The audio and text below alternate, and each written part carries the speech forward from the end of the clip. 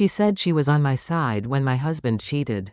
Held my hands. Called me daughter. But when she thought I wasn't home, I heard her whisper to him, take everything from her. The building, the business. She's nothing but dead weight now.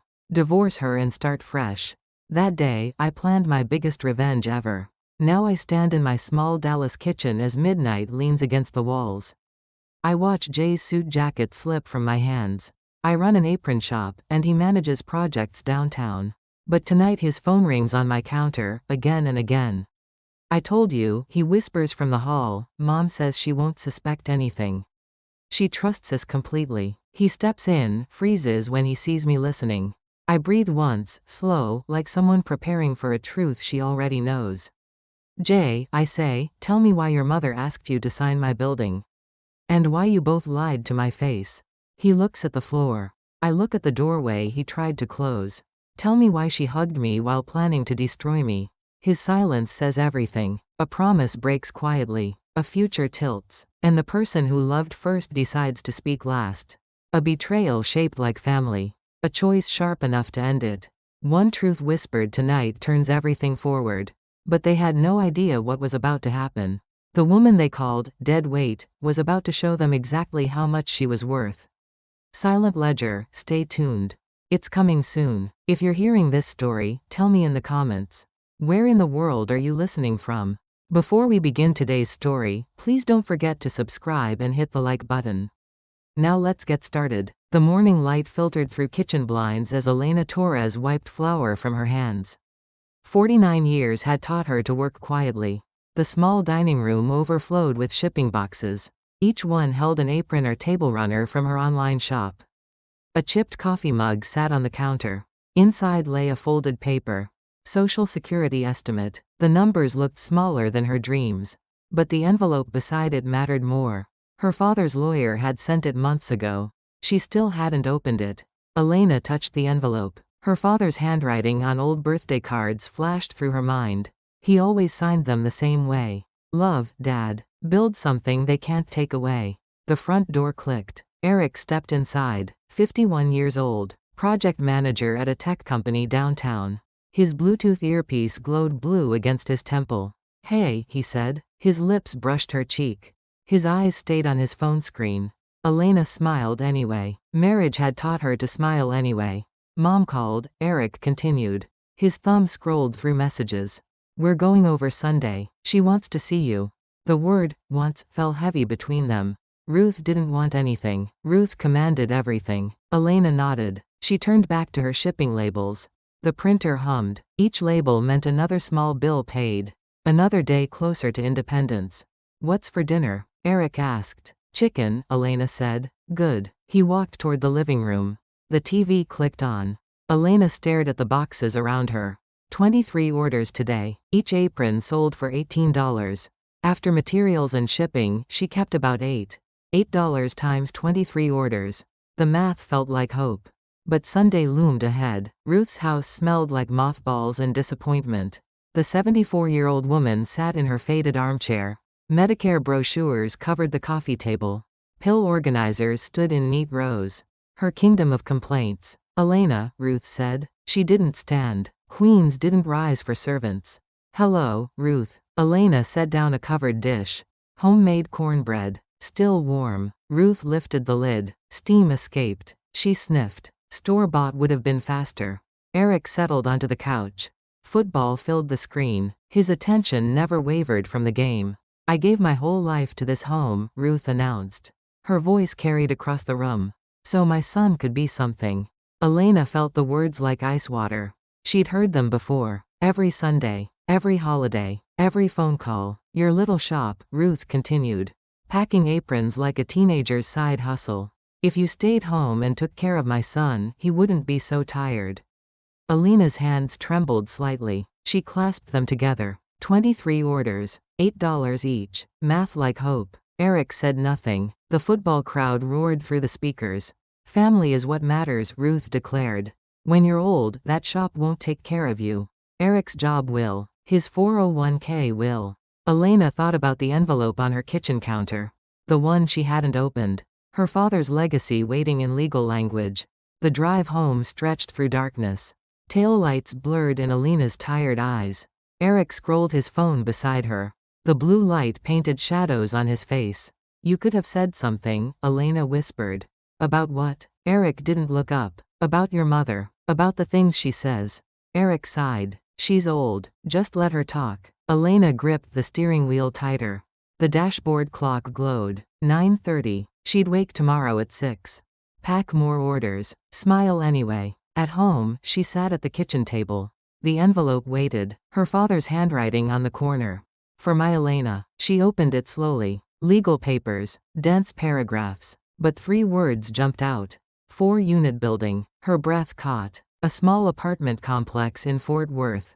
Rental income. Monthly checks. Her father's final gift. Alina's phone buzzed. Ruth's number. Hello? You two should be here every Sunday. Ruth's voice crackled through the speaker. Family is all we have when we're old. You think your little shop will take care of you? Elena stared at the legal papers. Rental income statements. Bank account numbers. Eric's job and his 401k will, Ruth continued. That's security. Not playing with fabric. I understand, Elena said quietly. But she didn't hang up the phone quickly enough. Ruth's voice carried one more thought.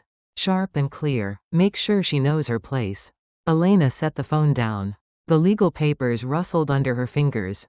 4 units. Good tenants. Steady income. Her father had tried to take care of her after all. A week later, Eric wandered into the kitchen. Elena sorted shipping labels. Her evening routine. So, Eric said. His voice carried a casual note. Too casual. What's going on with that building Dad left? Is it still just in your name? Elena's hand paused over a label. The question hung in the air like smoke. Why? She asked. Eric laughed. Light and easy. Just wondered if it's better for taxes. You know, married filing jointly and all that. Elena smiled. The smile she'd learned to wear anyway. Just curious, Eric added. He kissed her forehead and left the room. Elena sat alone with her labels. 23 orders. $8 each. Math like hope. But something cold had crept into the kitchen. Something unnamed and patient. Something that would matter very much later. Outside, the suburban night settled around their modest home. Street lamps glowed. Houses slept. And in one small kitchen, a woman counted shipping labels and wondered why her husband's curiosity felt like a threat. The legal papers lay folded in her desk drawer now. Safe. Secret. Her father's voice echoing from birthday cards. Build something they can't take away. Elena touched the drawer handle. Tomorrow she'd pack more orders. Smile anyway. Drive to work in silence. But tonight, she'd guard what was hers. Bills covered Elena's kitchen table like fallen leaves. Health insurance premium notice. Property tax statement for the Fort Worth building. Social security printout with benefit estimates circled in red ink. She rubbed her temples. The numbers swam together. At 67, she'd receive $800 monthly from Social Security. The building's rent brought in $2,400. Her shop averaged $600 in profit.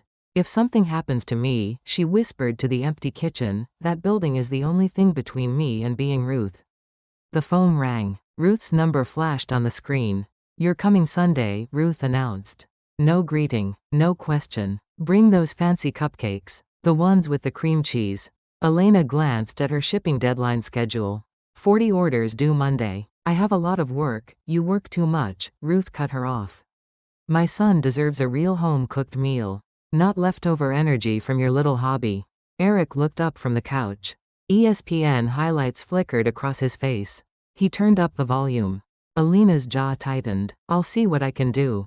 You'll be here, Ruth said. The line went dead. Elena stared at the phone. 27 years of marriage. 27 years of Ruth's commands disguised as family dinners. She returned to her bills. The health insurance notice caught her attention. Premium increase. 15%. Her coverage through Eric's company plan. Another reminder of dependency. The building's rental income helped. 4 tenants. 4 checks each month. Her father's gift kept their heads above water.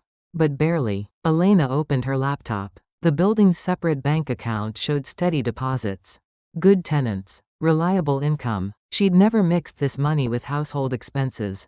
Instinct had kept it separate. 3 weeks passed. Sunday dinners. Ruth's complaints. Eric's silence. Then Ruth called again. Different tone this time. Softer. Almost pleading. The landlord raised my rent, Ruth said. Her voice cracked slightly. My Social Security and Medicare copays are killing me. Could you lend us a little? Just until Eric gets his bonus. Elena pictured Ruth's coffee table. Medicare EOBs scattered like confetti. Pill organizers lined up like soldiers. The constant battle between fixed income and rising costs. How much? Elena asked quietly. 3,000, maybe 4, just temporary. Elena's chest tightened. $4,000. 2 months of building rental income. Let me think about it. Elena, Ruth's voice grew stronger. Family helps family. When you're old and sick, who will help you? Your shop customers? The question stung because it touched her deepest fear. Growing old alone, dependent, helpless. Eric appeared in the kitchen. Who's that? Your mother. She needs money. Eric took the phone. Mom? Yeah, we're here. He switched to speaker. Ruth's voice filled the kitchen. Son, my rent went up again. The pharmacy wants copays I can't afford. Elena has that building. Could we borrow a little? Elena watched Eric's face. No surprise. No shock. As if they'd discussed this already.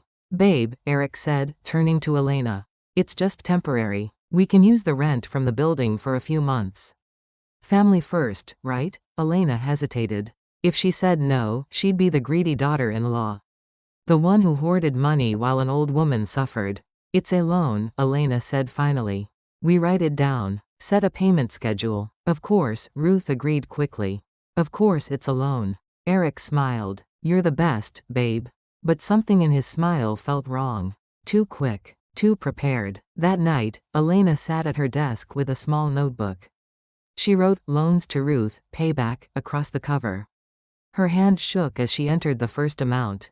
$4,000. When Eric walked past, she closed the notebook like it held secrets. What's that? He asked. Just keeping track, Elena said. Eric shrugged. Don't stress about it. She's family. The next morning, Elena transferred $4,000 from the building account to their joint checking. Then wrote a check to Ruth. Months crawled by. No mention of repayment. When Elena brought it up over coffee at Ruth's kitchen table, Ruth's eyes flashed. You're counting pennies with your own mother-in-law? Ruth's voice sharpened. I carried Eric for 9 months.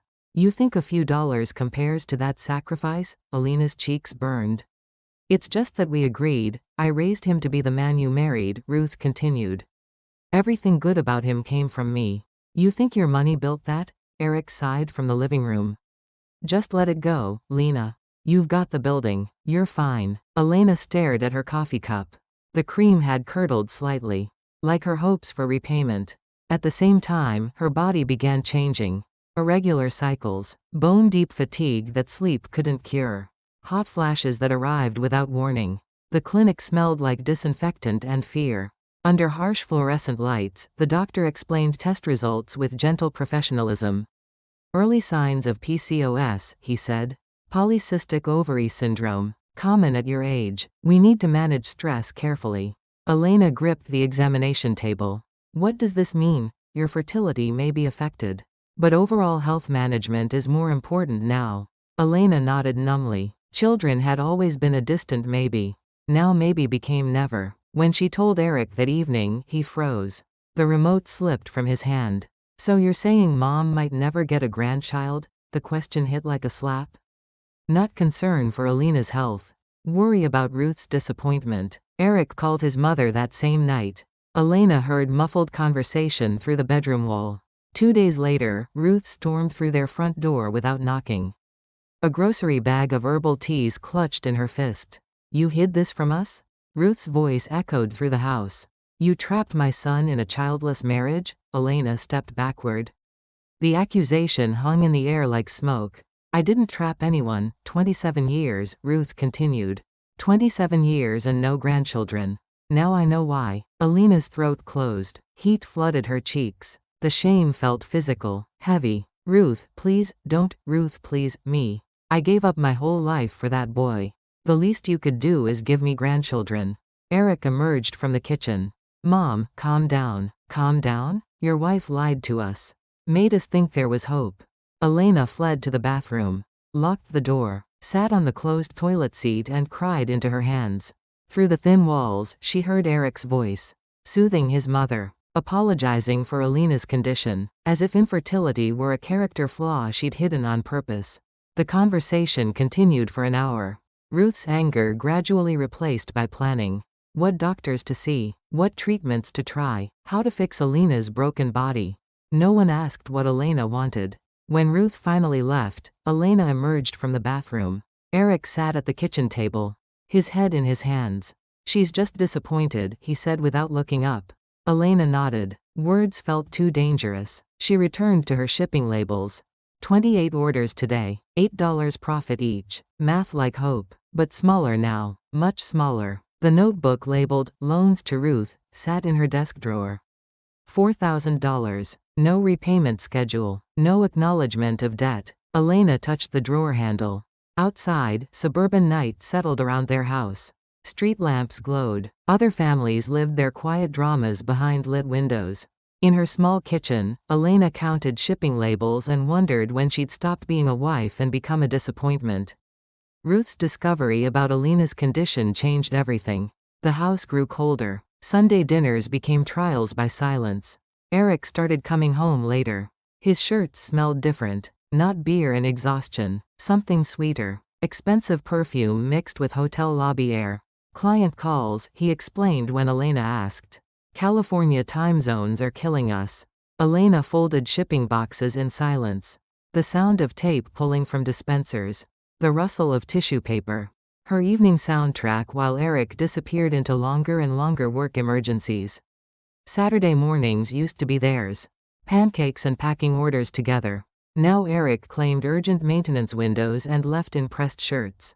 His phone never left his hand anymore. Even in the bathroom, Elena heard it vibrate against tile. When she reached for it once, thinking it might be urgent, Eric's hand shot out. "That's confidential," he snapped. "You can't just grab my work phone." Elena pulled back like she'd touched fire. "I thought it might be important." "It is important. That's why it's mine." The sharpness in his voice was new. Elena had touched his phone hundreds of times before. Answered calls when he was driving. Checked messages when he was in the shower. Now it lived in his pocket like a secret. One Tuesday night, Elena woke to blue light reflecting on the bedroom ceiling. Eric lay beside her, phone screen glowing. His thumbs moved across the keyboard. Soft laughter escaped his throat. Elena pretended to sleep, listened to his whispered amusement. She used to be the person he whispered to in the dark. "Everything okay?" she murmured, eyes still closed. The phone screen went black instantly. "Work stuff. Go back to sleep." But his breathing stayed quick. Alert. The breathing of someone caught. Elena lay awake until dawn, staring at the ceiling, counting Eric's secrets in the darkness. The pattern continued for weeks. Late nights, weekend emergencies, phone calls taken in the garage. Then came the night Eric stumbled home at 2 a.m. Elena waited in the kitchen, herbal tea growing cold in her hands. "Where were you?" she asked. Eric leaned against the doorframe. No alcohol smell, no usual work exhaustion, just that sweet perfume again and something else. "Hotel soap. Work celebration," he mumbled. "They booked us a suite to use as a meeting room." The lie fell between them like a stone. Eric had never smelled like hotel soap after work celebrations. Those happened at chain restaurants with sticky tables and loud music. Elena nodded anyway. Marriage had taught her to nod anyway. "I'm tired," Eric said. He kissed her forehead without meeting her eyes. Elena sat alone in the kitchen until sunrise. The herbal tea grew bitter. Outside, garbage trucks rumbled through sleeping neighborhoods. She opened her laptop and checked the building's bank account. Steady deposits from 4 good tenants. Her father's gift still protecting her. Still keeping her afloat while everything else sank. Sunday dinner at Ruth's house felt like a funeral. Ruth served fried chicken with military precision. Eric stared at football highlights. Elena pushed food around her plate. "You're quiet today," Ruth observed. Her eyes sharp and calculating. "Just tired," Elena said. "Working too hard on that little shop. A woman your age should focus on her husband." Eric's phone buzzed during dessert. He glanced at the screen and smiled slightly. Then caught himself. Put the phone face down on the table. But Elena had seen enough. The smile wasn't for her. The breaking point came on a random Wednesday.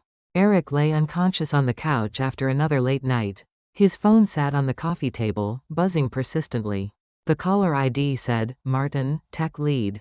Elena worried about emergencies, security breaches, system failures that could cost Eric his job. After the third call, she picked up. Hello, this is Eric's wife, she said professionally. A bright female voice laughed on the other end. Young, bubbly. Babe, are you hiding from me? You promised you'd come over tonight.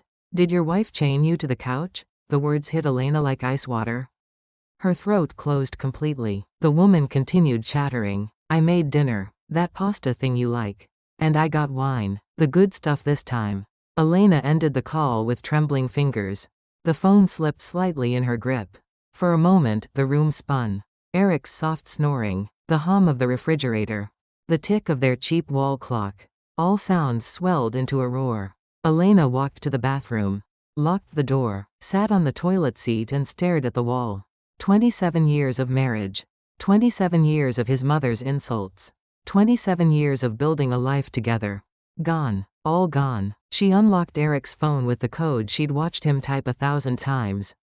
Their anniversary. 0824. Messages filled the screen. Not from Martin. From Mara, QA. A coworker Elena remembered from a company picnic. Pretty, young, brought gluten-free cookies and joked about corporate husbands. Elena scrolled through chat after chat. Hotel bookings, secret weekends, plans for getaway trips. One message made her knees buckle. You said her dad left her that building. Make sure you get your cut before the divorce. We can't live on just my salary with 2 kids to feed. Elena's vision blurred. Mara had children, a family she was helping Eric destroy. More messages revealed the scope of their planning. Jokes about Elena's age, comments about her shop being cute but pointless. Discussions about selling the building after the divorce settlement. Elena screenshot everything, each image saved with mechanical precision, then forwarded them to her own email account. The sent mail notification pinged like a gunshot in the small bathroom. Elena stared at herself in the mirror above the sink. 49 years old, graying hair, lines around her eyes, but something new in her expression. Not the broken woman she'd expected to see. Someone angrier. Someone who'd been played for a fool but wasn't planning to stay foolish. She deleted the forwarded emails from Eric's sent folder. Cleared the phone's recently called list. Put everything back exactly as she'd found it. Then she walked to her desk and opened the notebook labeled, Loans to Ruth, Payback. $4,000. No repayment. No acknowledgement. Elena picked up a pen and wrote a new entry. Additional research required. Outside, suburban night settled around their house. Other families slept peacefully. Other wives trusted their husbands' late meetings and weekend emergencies. Elena sat at her kitchen table and began planning. Not revenge. Something smarter. Justice. Elena drove to Ruth's house with screenshots burning in her phone and bile rising in her throat. Her hands gripped the steering wheel until her knuckles went white. Ruth's house looked smaller in daylight. The curtains hung half-drawn. A daytime talk show murmured from the living room. Medicare EOBs spilled across the coffee table like scattered leaves. What brings you here unannounced? Ruth asked. Suspicious but curious. She wore her best house dress and fresh lipstick. As if Elena were company instead of family. Elena sat at the scratched dining table without invitation. Her purse felt heavy with secrets. The printed screenshots waited inside like loaded weapons. We need to talk, Elena said. Ruth settled across from her. Studied Elena's face with sharp eyes. About what? Elena placed the first screenshot on the table. Eric and Mara laughing in a hotel bar. Their bodies close. His hand on her waist. Ruth's face drained of color. Her hand flew to her chest. Fingers grazing the emergency alert pendant she wore like jewelry. My boy? She whispered. Elena placed another image down. Text messages. Hotel reservations. Plans for weekend getaways. Your boy, Elena confirmed. The third screenshot showed Mara's message about the building. About getting Eric's cut before the divorce. Ruth stared at the papers spread between them. Her lips moved silently, reading and rereading the evidence of her son's betrayal. Elena's voice finally broke. The words came out raw and jagged. You always said cheating was the one thing a man must never do. You told me that when we got married. Said your own father was faithful until the day he died. So tell me, Ruth, what do I do now?" Tears streaked down Alina's face. Dripped onto the papers between them. Each drop a small surrender of dignity. For the first time in 27 years, Ruth saw her clearly. Not as competition for Eric's attention. Not as the barren wife who'd disappointed the family. Just as a woman whose heart had been shattered by the son Ruth had raised. Ruth began to sob. Deep, shaking sounds that came from her chest. She reached across the table and grabbed Alina's hands. "I'm so sorry, honey," Ruth choked out. "I failed him as a mother. I failed you as a mother-in-law. Give me a chance to fix this." Alina let herself lean forward. For the first time in months, she rested her head on someone's shoulder. Ruth's thin arms wrapped around her. The old woman smelled like lavender soap and regret. "You're my only daughter now," Ruth whispered into Alina's hair. "I'll protect you, I promise." The words felt warm and safe. Like borrowed blankets on a cold night. Ruth pulled back and gripped Alina's shoulders. "You can't look at him right now. It'll just break you more. Let him stay with me for a while. I'll yank his ears until he remembers what marriage vows mean." Alina nodded through her tears. The plan felt like hope. "He won't get away with this," Ruth continued. "Not my son. I raised him better." For weeks, the plan seemed to work. Eric moved into Ruth's spare room. His overnight bag shoved under the bed next to old pill bottles and unpaid utility bills. Ruth called Alina regularly. "I'm on him every day. He's miserable. Says he'll cut that woman off completely. Just give it time." Alina began to believe in second chances. In mother-in-laws who chose justice over blood. In marriages that could survive betrayal if enough people cared. Then came the icy evening that changed everything. Alina drove to Ruth's house to deliver Eric's winter clothes and tax documents he'd requested. As she climbed the front steps, voices drifted through the slightly open kitchen window. Ruth's voice, sharp and clear. Eric's, low and angry. Alina froze. Something in their tone made her step sideways into the shadow of the porch.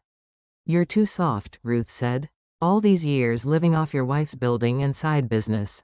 What do we have to show for it? A small house and my Medicare paying for generic pills." Alina's breath caught. "She's not stupid, Mom," Eric replied.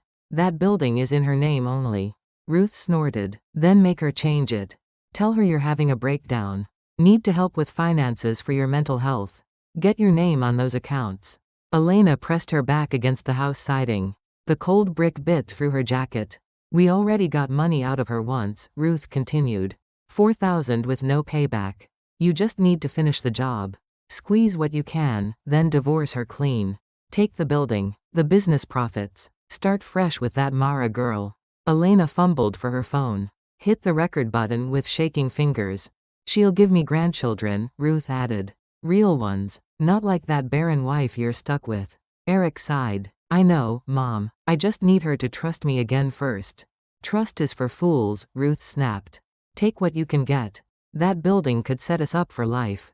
Plus her shop income. We'd never have to worry about money again." Alina backed away from the window. Gravel crunched softly under her feet. Each step felt like walking through glass. In her car, she sat in darkness and listened to the recording again.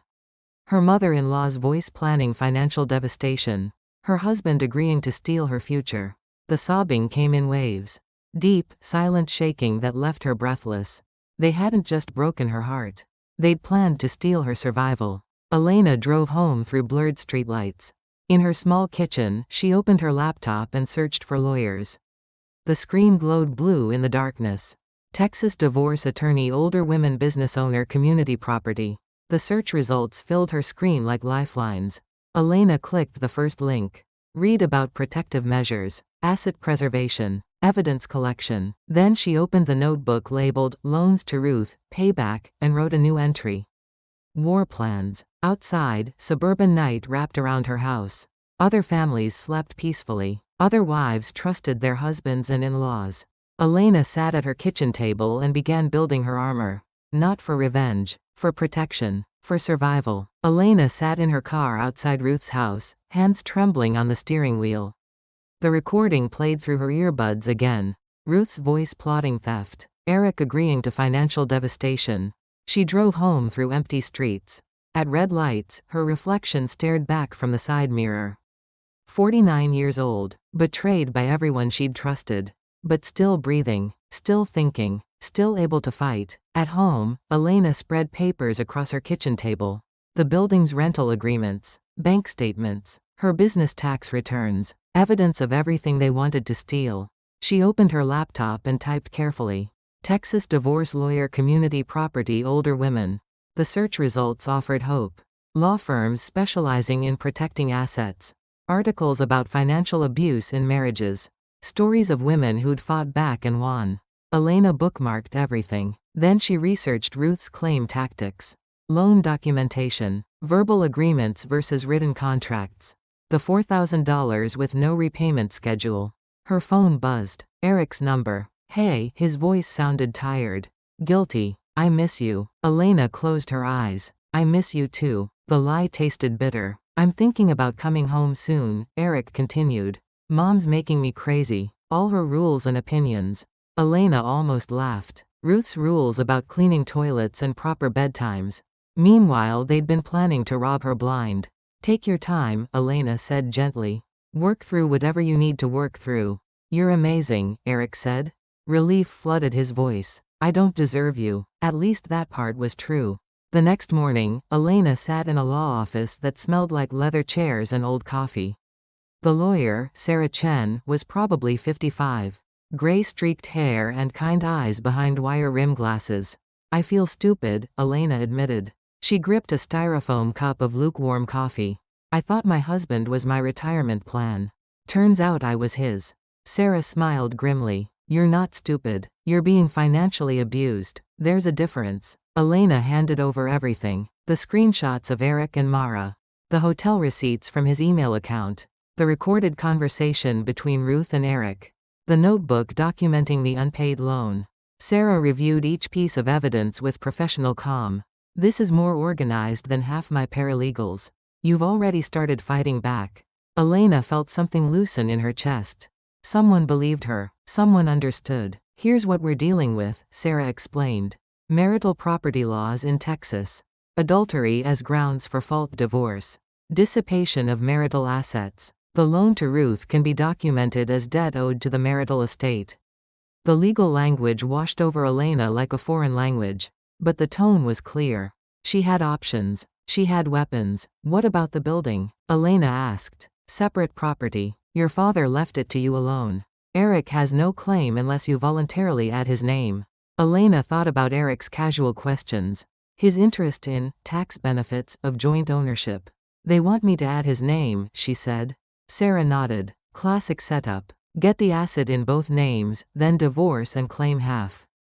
Elena's anger felt clean and bright.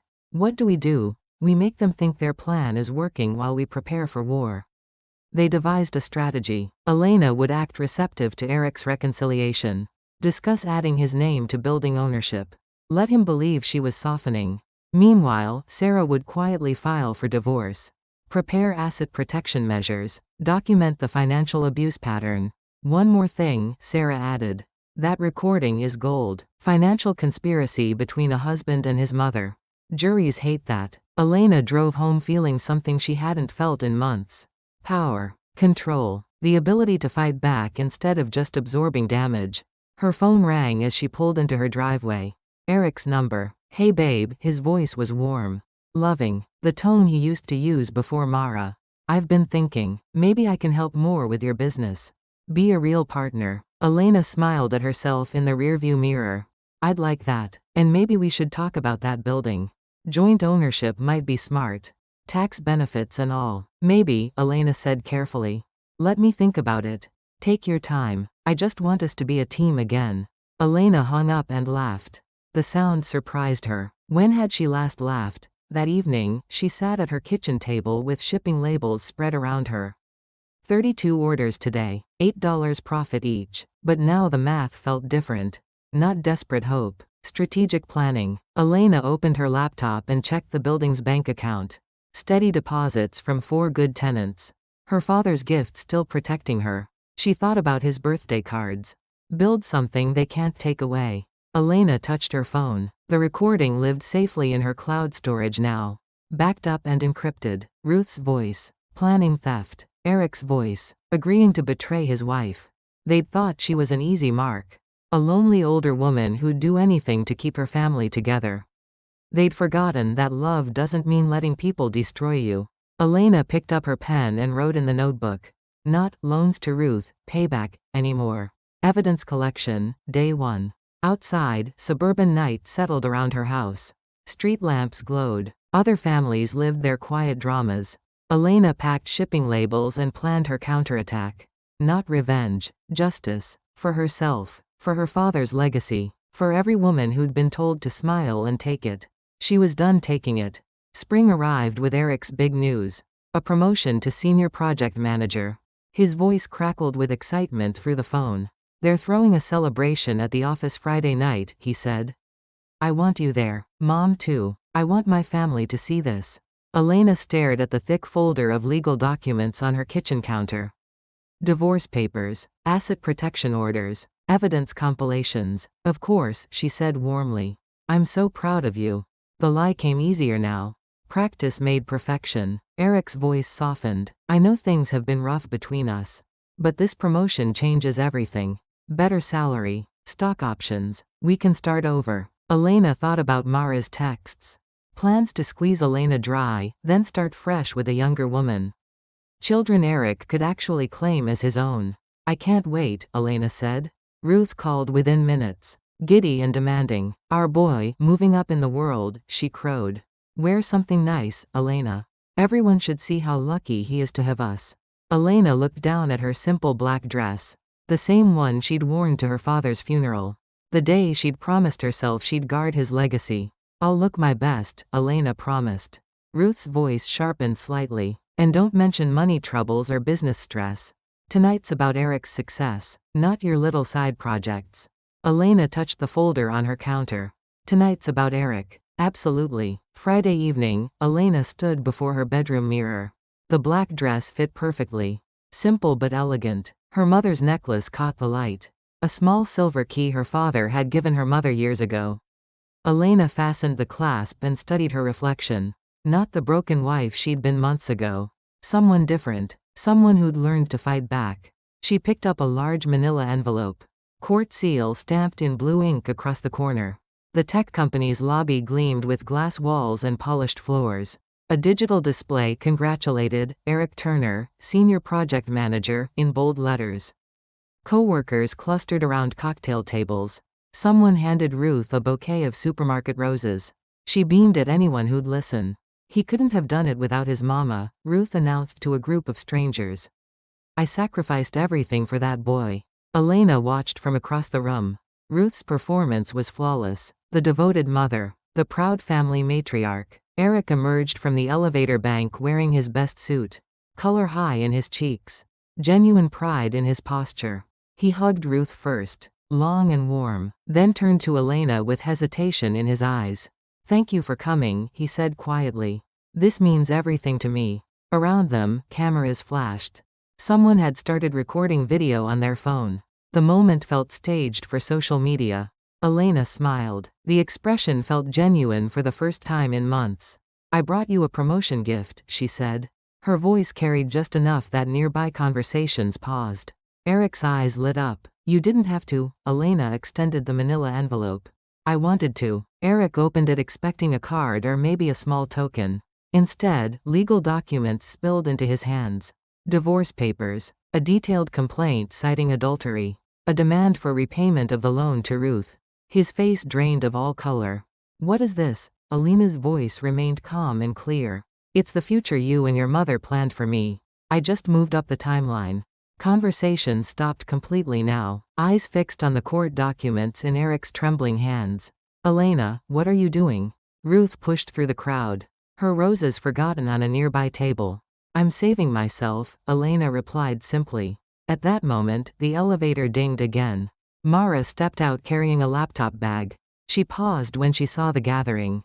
The tension, Eric's stricken expression. Elena walked over calmly, gently but firmly took Mara's wrist. Perfect timing, Elena said. You should be here when your retirement plan collapses. Mara tried to pull away. You're making a scene, she hissed. Elena looked around the lobby. Dozens of faces staring, phones recording, the digital congratulations banner still flashing above them. That's the point, Elena said. Eric found his voice. Elena, please. Not here. Not like this. Where then? Elena turned back to him. In private? So you and Ruth could keep planning how to steal my building? How to leave me with nothing while you start over with her? Elena gestured toward Mara. Did you tell her about the $4,000 you borrowed from me for Ruth? Money that was never paid back? Or was that just practice for the bigger theft? Ruth's face went ashen. You don't understand. I understand perfectly. Elena's voice cut through the lobby like ice. I have recordings, Ruth. Your voice. Planning to take my building. My business. My future. The crowd pressed closer. Someone whispered about calling security. Elena addressed the room calmly. My husband of 27 years has been having an affair. He and his mother planned to steal my inheritance. Tonight was supposed to celebrate his success. Instead, it's the night they learned I'm not as helpless as they thought. Eric stepped toward her. Elena, stop. Please. She stepped back. I stopped a long time ago, Eric. Stopped believing your lies. Stopped accepting Ruth's insults. Stopped pretending you cared about anyone but yourselves. Elena looked directly into someone's recording phone. To anyone watching this later, don't let family steal from you. Don't confuse love with letting people destroy you. Fight back. She turned and walked toward the elevator. Her heels clicked against polished marble. Behind her, chaos erupted. Ruth's voice, shrill and defensive. Eric's, pleading and panicked. Mara's, angry and embarrassed. Elena pressed the elevator button and waited. The doors opened like an escape hatch. As they closed, she heard her name being called. Desperate. Too late. The elevator descended in silence. Elena looked at her reflection in the polished steel doors. Still wearing her father's necklace.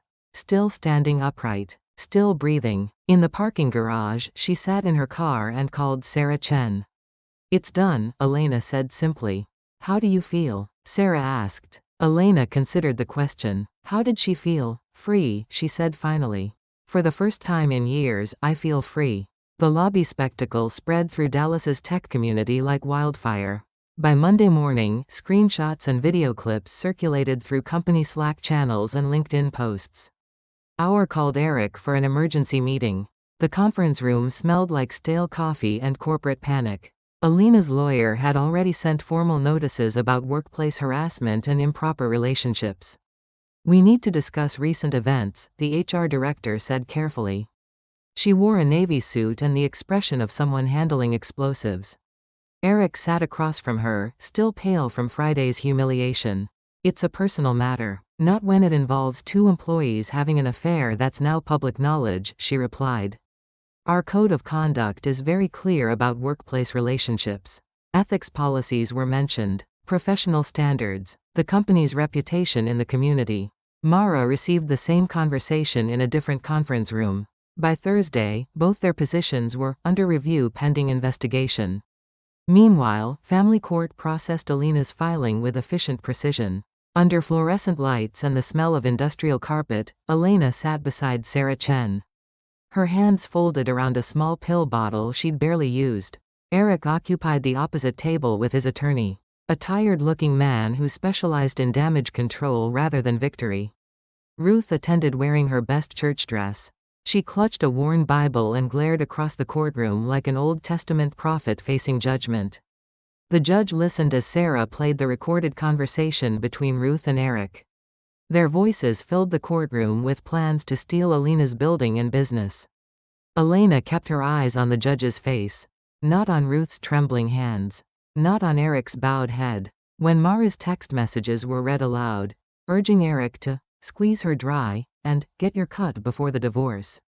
Several people in the gallery shifted uncomfortably.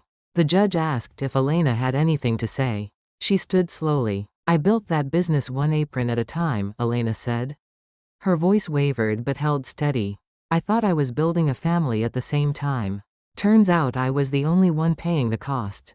For the first time since the proceedings began, Eric looked directly at her. He saw someone who no longer needed him.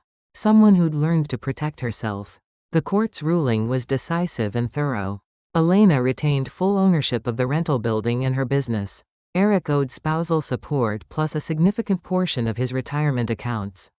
The loan to Ruth was recognized as marital debt requiring repayment.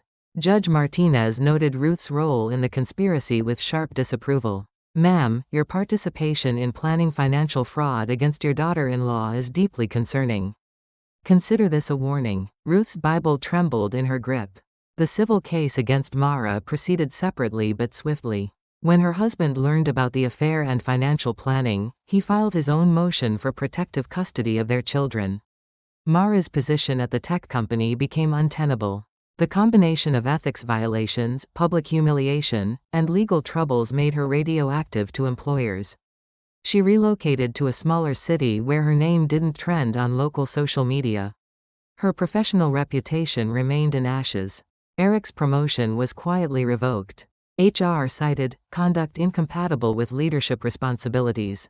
He took unpaid leave while legal proceedings consumed his savings. No recruiter wanted a senior project manager whose name appeared in searches alongside affair, financial abuse, and viral office scandal. Eventually, Eric resigned, his 401k drained by legal fees and settlement requirements. His career prospects dim in a tight job market that Googled applicants. Ruth's health deteriorated rapidly. Stress triggered a fall on her icy front steps. The fractured hip led to surgery, rehabilitation, and medical bills that Medicare covered partially. Eric, broke and bitter, sold Ruth's house to pay for extended care. He moved her into the cheapest nursing facility that accepted her insurance coverage. The woman who'd once boasted about controlling her family now stared at beige walls and institutional meals. Her emergency alert pendant the only jewelry she wore. The few times Elena asked about Ruth, she heard reports of confusion and complaints. The proud matriarch reduced to pleading with nurses about meal schedules and TV volume. Elena felt no satisfaction in Ruth's decline, only the quiet relief of knowing she'd protected herself before it was too late. At night, in her small house that now felt spacious and peaceful, Elena checked the building's rental income.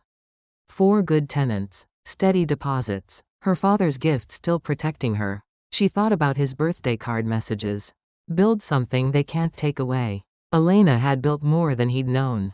Not just financial security, self-respect, the ability to fight back when family became predators. The divorce finalized on a Tuesday morning in October. Elena signed papers in Sarah's office while autumn light streamed through tall windows. "How does it feel?" Sarah asked. Elena considered the question carefully. "Like waking up from a long nightmare." Outside, Dallas traffic hummed with ordinary life. People going to work, picking up children, buying groceries. Normal Tuesday activities for normal families.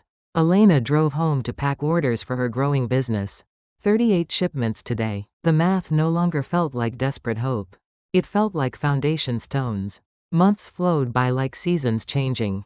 Elena's small brick-and-mortar shop sat on a quiet Dallas street corner, sunlight streaming through front windows that caught rows of handmade aprons and table runners. A red ribbon stretched across the entrance. Elena's hearth and home, painted in elegant letters above the door. Today was opening day. Elena's mother had flown in from Florida for the celebration. She leaned heavily on her cane as she approached the ribbon with ceremonial scissors. "Your father would be so proud," she said, voice thick with emotion. "Building something beautiful from all that pain."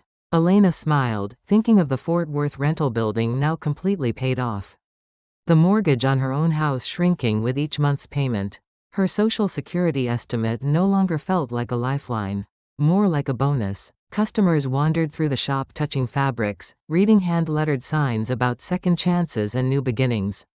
In one corner, Elena had arranged a small display of financial literacy pamphlets for women.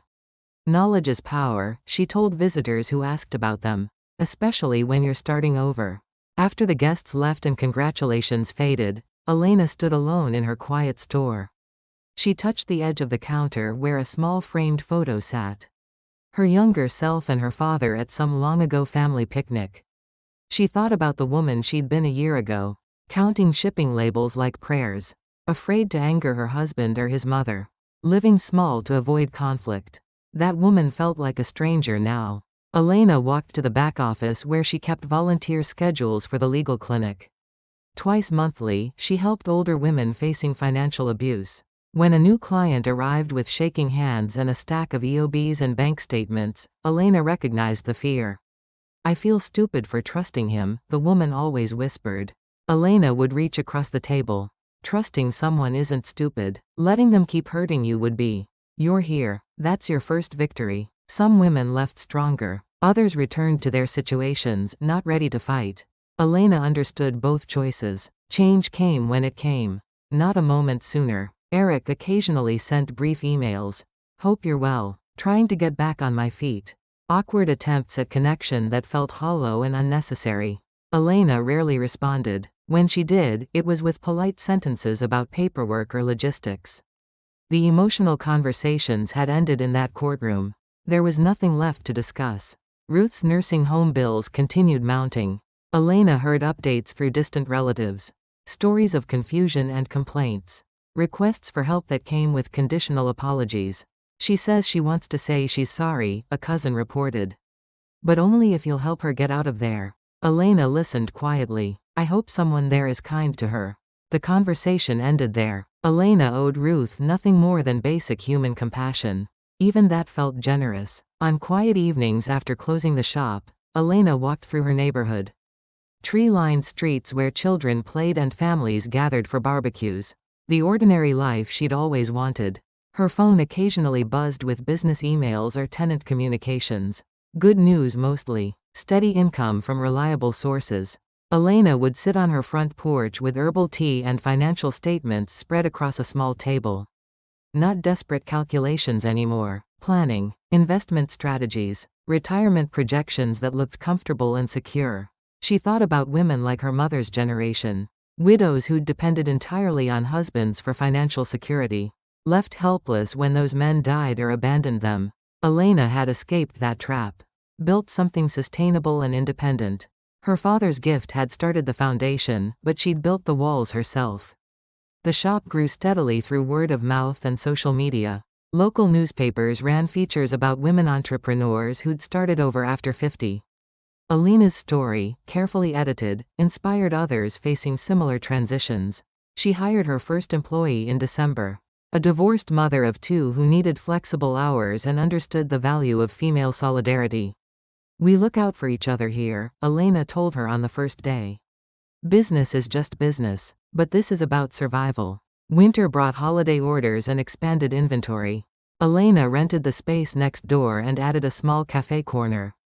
Women gathered there over coffee, sharing stories of divorce, career changes, and financial independence.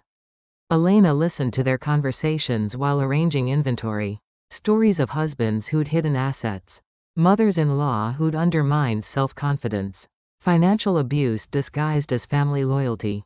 Each woman's path looked different, but the themes repeated. Trust betrayed. Independence reclaimed. Strength discovered in the ruins of old relationships. On New Year's Eve, Elena closed the shop early and drove to the cemetery where her father was buried. She brought fresh flowers and a small business success report printed on company letterhead. "Look what we built," she said softly to his headstone. Something they couldn't take away. The winter air was crisp and quiet. Other families visited their own graves nearby. Elena felt connected to something larger than her individual struggle. She drove home through Dallas streets lit by celebration and resolution. People making promises about the year ahead. Dreams of change and improvement. Elena already knew what the new year would bring. More customers, expanded services, continued growth of something authentically hers. At home, she made herbal tea and sat at the kitchen table where she'd once counted shipping labels like desperate prayers. Now she reviewed business plans and investment portfolios.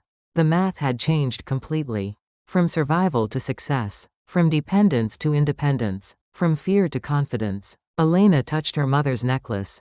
The small silver key caught light from the overhead fixture. Still wearing her father's memory. Still building on his foundation. Outside, fireworks lit the suburban sky. Neighbors celebrated with champagne and resolutions. Normal families doing normal things. Elena smiled and raised her teacup in a private toast. To survival. To justice. To the future she'd built from the ashes of everything she'd lost.